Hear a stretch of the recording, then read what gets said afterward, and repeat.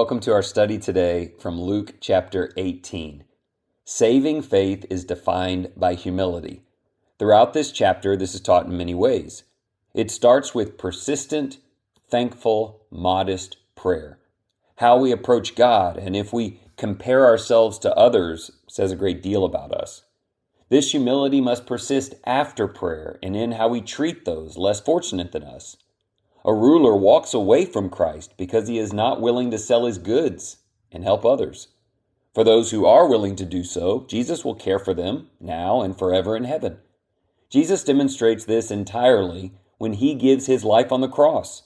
So much of this for us is tied to our unworthiness.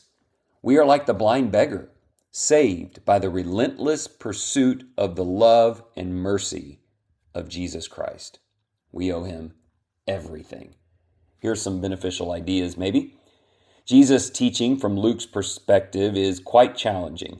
It demands of us things we may easily understand, like prayer and trust and seeking him diligently and fully. But then Jesus turns attention to how we see others. He demands we never elevate ourselves over others. He tells us to give up our own goods to help those who have less. Instead of telling us to be cautious about that, he demonstrates unprecedented charity by giving his own life on the cross.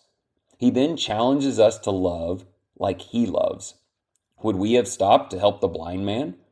Part of growth is realizing that we are that man. But this must then extend to the compassionate way we see others. If Jesus stops for us, we stop for others. Here's some questions. Number 1, how impactful is daily prayer in your life? If you are consistent and filled with thanksgiving, how will prayer be helpful to you? I hope it is an incredibly important part of how your day works and that you start every day in thanksgiving before God. Question 2, do you pray for others?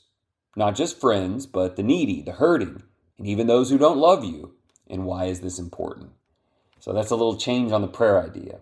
Now we're praying for others even outside of our circles. If we pray for them and express care for them, then when we see them, perhaps we'll fulfill those words in the way that we treat them. Question 3, quote, Son of David, have mercy on me. Do you appeal to Jesus in this way? How does Jesus respond to genuine calls for healing and help? With humility and crying for mercy. That ought to be in our prayers as well. Let's finish with a prayer to our God. Ever-present Lord, we thank you for always being willing to hear our prayers. We believe you always answer in a way that honors you and is good for us according to your will. Help us to self-evaluate as we pray. Teach us to be loving towards others and to ask for wisdom to give, to serve, and to spread your mercy and kindness to them. Your Son gave everything and now sits in glory.